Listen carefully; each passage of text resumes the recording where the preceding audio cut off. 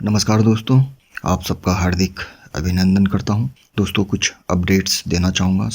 13 तारीख यानी मंडे को बाज़ार खुलेंगे और एक अच्छी बात यह है कि जैसे पहले ओमिक्रॉन को बहुत ख़तरनाक बताया जा रहा था, तो अभी हमारे भारतीय वैज्ञानिकों ने भी कहा है कि ओमिक्रॉन अभी उतना ख़तरनाक नहीं है और WHO ने भी बोला है और हमारे भारतीय वैज्ञानिक शोध कार्य में लगे हुए हैं। फिर भी आप सतर्क रहना, कहीं भी बाहर जाते हो अपनी सेफ्टी का ध्यान रखना।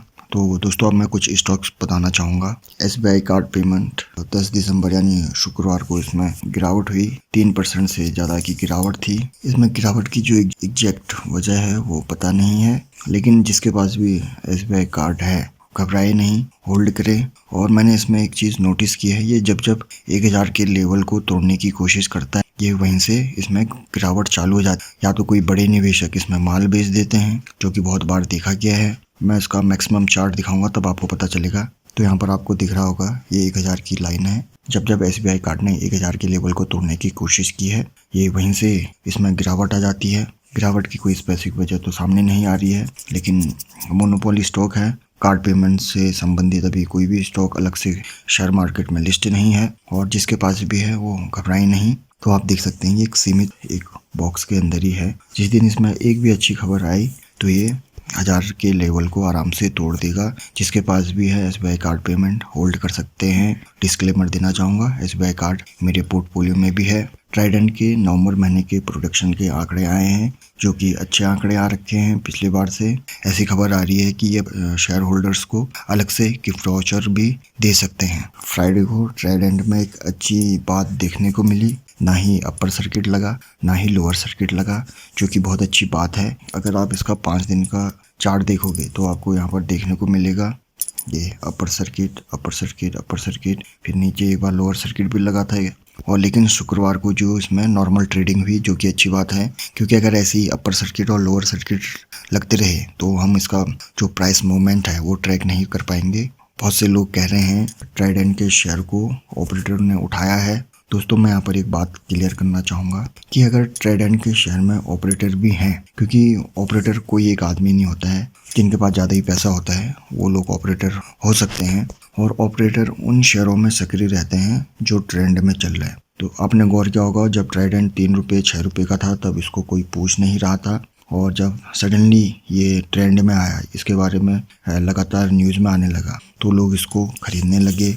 और ऑपरेटर भी ऐसे ही शेयरों को टारगेट करते हैं जिनकी कीमत कम हो, और वो उनके शेयर प्राइस को पंप करते हैं यानी बढ़ाते हैं। और जो आम निवेशक होते हैं, नए लोग, वो जब शेयर प्राइस पीक पे होता है तब खरीदते हैं और वहीं से ऑपरेटर्स को गिरा देते हैं। तो मैं यहाँ पर एक बात और क्लियर करना चाहूँगा, ट्राइडेंट कोई पेनी स्टॉक नहीं है। इसने 60 या 70 के लेवल में पहले स्प्लिट या बोनस दिया था, और आप इसका मार्केट कैप देख सकते हो 27,000 करोड़ के आसपास, यानी एक स्मॉल कैप कंपनी नहीं रही, मिड कैप कंपनी की श्रेणी में आ चुकी है, और ऐसे ही प्रदर्शन करती रही तो लार्ज कैप भी बन जाएगी। तो दोस्तों अगर ट्राइडेंट में ऑपरेटर सक्रिय भी हैं तो भी आपको डरने की ज़रूरत नहीं है, भले ही वो शेयर में कितना ही लोअर सर्किट लगा दे, क्योंकि ट्राइडेंट ने अपने आप को प्रूव किया है। इन्होंने क्वार्टर एंड क्वार्टर रिजल्ट अच्छे दिखाए हैं, इनकी शेयर होल्डिंग पैटर्न अच्छी है, इन्होंने अपने ऊपर जो कर्जा है वो भी लगातार कम किया है। दोस्तों अगर कोई कंपनी कर्जा लेती है तो बुरी बात नहीं है, अगर वो कर्जा लेके उस कर्जे का सही ढंग से यूटिलाइजेशन कर रही है और उनके रेवेन्यू बढ़ रहे हैं, प्रॉफिट बढ़ रहे हैं, रिजर्व बढ़ रहे हैं, तो वो कभी भी अपना कर्जा कम कर सकती है। वैसे ही ट्राइडेंट ने अपना कर्जा लगातार कम किया है, और आने वाले टाइम में हो सकती है कि ये कर्ज मुक्ति भी हो जाए।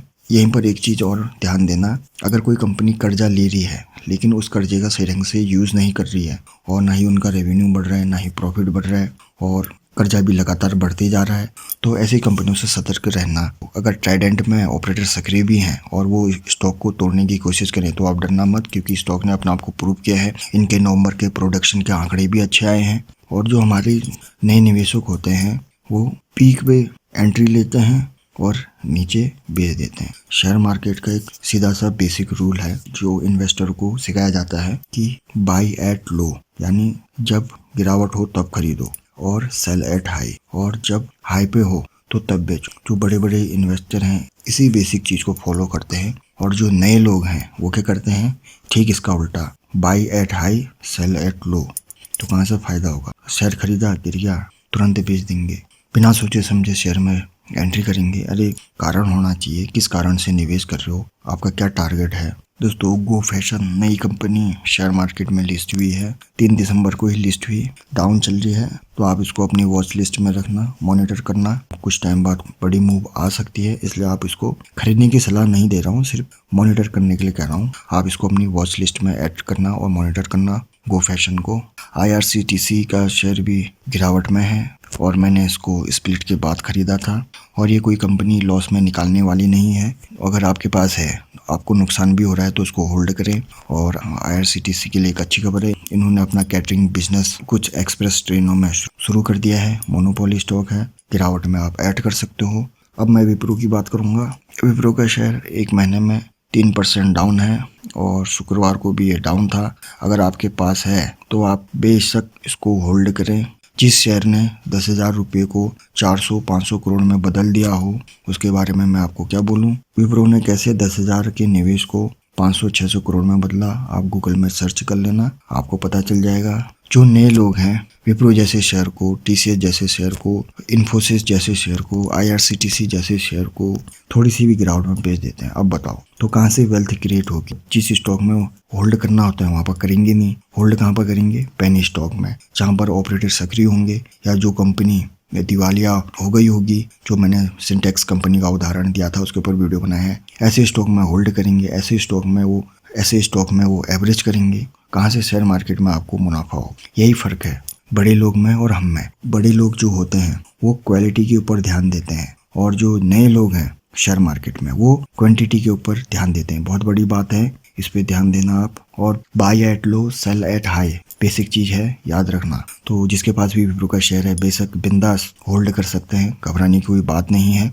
ये इन्फोसिस का शेयर प्राइस लगा है, शुक्रवार को इसमें भी गिरावट थी। इन्फोसिस जिसके पास भी है होल्ड करें। भारत की नंबर 2 IT की कंपनी है। पहली कौन सी है, TCS है। दोस्तों कुछ कंपनियां ऐसी होती है जिसको आप आंख बंद करके खरीद सकते हो। अब ऐसा नहीं आंख बंद करके खरीदा, उसमें पैसे डाले और भूल गया, उनको समय समय पर थोड़ा मॉनिटर करना पड़ता है। और ये Infosys, Wipro, TCS, HDFC Bank, Asian Paint, Pidilite, Bajaj Finance, Bajaj Finserv और भी बहुत है। ये कंपनियां ऐसी है जो शेयर मार्केट में नया है, जिसको कुछ नहीं आता। अगर इन कंपनियों में भी निवेश करेगा वो और होल्ड करेगा और टाइम टाइम पर वो अपना निवेश बढ़ाएगा गिरावट में, तो वो भी आराम से शेयर मार्केट से अच्छा खासा मुनाफा कमा सकता है। 2020 इसका सबसे बड़ा उदाहरण है कि जब न्यूज़ में जोर जोर से चिल्ला रहे थे बेचो बेचो, ये बेचो वो बेचो, बाजार में बहुत गिरावट आने वाली है। बाजार कितना बॉटम बनाएगा, कितना टॉप बनाएगा, ये किसी का बाप नहीं बता सकता है। ये बात याद रखना मेरी, क्योंकि यार शेयर मार्केट में 100% सही कोई नहीं होता है। तो 2020 में जिन लोगों ने दूसरों के कहने से या न्यूज चैनल पर देख के अच्छे अच्छे शेयर बेचे, जैसे बजाज फाइनेंस 1700-1800 तक टूटा था, कभी मिलता नहीं है मौका बजाज फाइनेंस जैसे शेयर को इतने कम दाम पे खरीदने के लिए, उसको बेच दिया।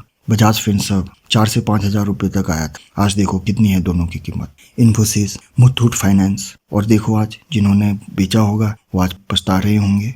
ये देखो 3 अप्रैल 2020 इन्फोसिस का ही शेयर है, कितना है शेयर प्राइस देखो 585, और अभी की शेयर प्राइस देखो। तभी मैं बार बार आपको बोलता हूँ, सबसे पहले अगर आपको खरीदारी करनी है, अगर बाजार में गिरावट आए तो सबसे पहले ये दिग्गज शेयरों को पकड़ो। और कुछ लोग कहते हैं ये तो पहले चल चुके हैं, इनमें ग्रोथ नहीं है। अरे यार ये शेयर ऐसे हैं जिन्होंने लाखों लोगों की किस्मत बदली है। कल भी मल्टी बैगर थे, आज भी हैं और हमेशा रहेंगे। हाँ ये थोड़ा स्लोली चलते हैं, लेकिन ये भी तो देखो गिरावट में ये गिरेंगे भी धीरे धीरे। स्मॉल कैप मिड कैप की जैसे नहीं कि 20-30% एक ही दिन में गिर जाए। आपके सामने खुद उदाहरण है, ये देखो ये 585 तक आया था और अभी देखो ये।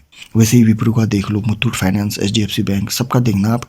मैं आपको टास्क देता हूँ 2020 का आंकड़ा देखना, जितने भी दिग्गज शेयर हैं ये मार्च अप्रैल मई के बीच का आंकड़ा, और उनको आज के प्राइस से कंपेयर करना, तो आपको पता चल जाएगा और सीखने को मिलेगा। अच्छा शेयर क्या होता है? अच्छा शेयर का मतलब ये नहीं कि उसमें कभी गिरावट नहीं आएगी, गिरावट सभी में आएगी। बजाज फिनसर्व 4-5 हजार तक गिर गया था, आज देखो कितनी कीमत है उसकी। अच्छे शेयर का मतलब वो है कि वो रिकवरी भी बहुत जल्दी करेंगे, खत्म नहीं होंगे। भले ही वो 1-2 साल तक सुस्त रहें, लेकिन उसमें आपका पैसा डूबेगा नहीं। वैसे TCS के बारे में एक अच्छी जानकारी दूंगा। TCS को UK का सुपर ब्रांड घोषित किया गया है लगातार 7वीं बार। ये HDFC बैंक 3 अप्रैल 2020, कितना है प्राइस? 813। आज की प्राइस देखो और ये प्राइस देखो। बजाज फाइनेंस और बजाज फिनसर्व का देखना, हैरान हो जाओगे कि 1 साल के अंदर गिरावट के बाद उन्होंने कितना जल्दी रिकवरी की और कितना जल्दी लोगों का पैसा बनाया। और कुछ लोग तो कोरोना काल में शेयर मार्केट की वजह से जो लोग लखपति थे करोड़पति बन गए, करोड़पति लोग अरबपति बन गए, सिर्फ एक कारण से, क्योंकि उन्होंने गिरावट में जम के माल लपेटा है और जिन्होंने डर के मारे माल बेचा होगा वो आज पछता रहे होंगे। शेयर मार्केट में धैर्य बहुत जरूरी होता है और अपने पोर्टफोलियो में ज़्यादा से ज़्यादा अच्छे स्टॉक रखो, तो चाहे गिरावट होगी तब भी आपको डर नहीं लगेगा।